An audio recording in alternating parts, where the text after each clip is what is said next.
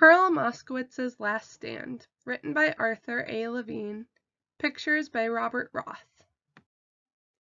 Pearl Moskowitz's Last Stand. Pearl Moskowitz had seen a lot of change on Ginkgo Street.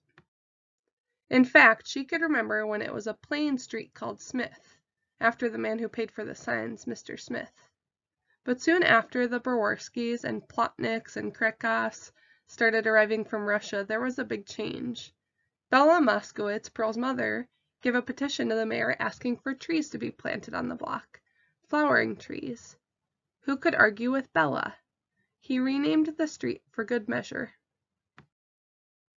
So Pearl and her sisters, Selma, Velma, and Wilma, grew tall and blossomed next to nature's own. One fall, the prettiest ginkgo tree of all was struck down by lightning, and the sisters rushed out, crying to gather the orphaned leaves. But the other ginkgos thrived, and one summer day Velma got married under the green canopy of Stewie Feinberg's tree. Time passed, and the names on the mailboxes changed to old presidents like Washington, Lincoln, and Jefferson. When Pearl sat out in the shade of the trees with her neighbors, she began to serve mint tea and lemonade, Southern style. Her friends called her Pearl and Sugar. And Pearl only minded a little when workers cleared away Minnie Hamilton's tree to make way for a bus stop. That made it easier for her sisters to visit. So more time went by, and families named Pina, Orantes, and Diego moved in.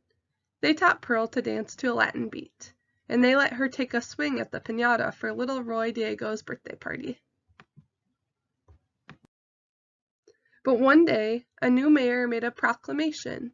"No more slums," he said. "Out with the old and in with the new." Bulldozers knocked over old townhouses and took many of the trees with them. Pearl watched from her window and wished her mother were still alive. Bella would have stopped them.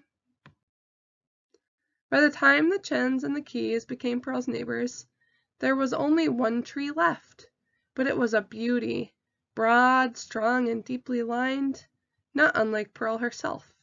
All the grandmas would gather under it to play cards and have picnics, matzo balls and steamed dumplings, challah and jalapenos.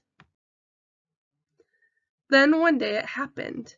Pearl was sitting under the tree reading to Sue Lynn and Valerie from next door when a truck drove up. A tall, thin man with thin lips and a thin tie got out. "Sorry, folks, but you'll have to move," he said in a thin voice. "I have orders from the electric company to cut this tree down. New wiring, regulations." Then he started laying out his tools. Now, as I said, Pearl had seen a lot of change on Ginkgo Street, but she was not about to sit idly by while they cut down the last ginkgo. She stood up. "Excuse me," she said. "You look like a nice boy. Are you eating enough?" The man looked up. "Well, I did skip lunch," he said. "How about a nosh then, girls?" said Pearl. "Nishes," shouted Sue Lynn, "and bagels," shouted Valerie. "With plenty of cream cheese and lox," said Pearl. And she meant it. Out came plates, trays. Before he knew it, the man had tuna and kasha, some scrambled eggs, fresh fruit, a cheese plate, and Pearl's noodle pudding.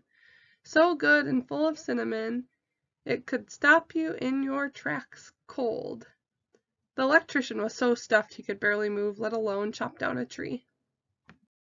But the next day he was back. Pearl, Mrs. Char, Mrs. Washington, and Mrs. Guerrera were playing canasta under the tree. "Okay, ladies, no snacks today. I mean business," said the man. Pearl smiled. "Such a handsome boy," she whispered loudly to Mrs. Char, "and absolutely identical to my nephew Joseph." Pearl pulled out her wallet and opened it to the section for photos. The resemblance is remarkable. The man couldn't help looking over Pearl's shoulder. "Oh, honey, sit. We've got lots of pictures." The ladies snapped open their wallets into long plastic accordion folds, and with each one a story. "Let me tell you, no tree got chopped down that day. But would you believe this man came back for a third try the very next morning?" "This time no tricks," the man announced. Pearl looked up from fixing Ronnie Guerrera's bike. No one else was around. "All right," said Pearl, "you leave me no choice." Very carefully she removed the long chain from Ronnie's bike. With a bold but measured step she walked over to the tree and wrapped the chain around its trunk and hers. Then she had Ronnie lock his lock. "Now go get your mother," Pearl told him. "It's time for canasta." The ladies came and sat up under the tree. Ronnie played Pearl's hand for her. Soon it was lunchtime and everyone set up a buffet. Sue Lynn fed Pearl some cold sesame noodles and a Twinkie. "Are you all right?" the neighbors asked her. "Fine," she said. "I'll be here as long as it takes."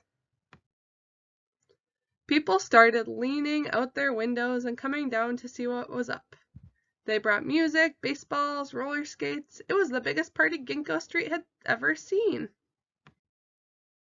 Finally, just as the sun was setting, TV cameras showed up, and reporters interviewed Pearl.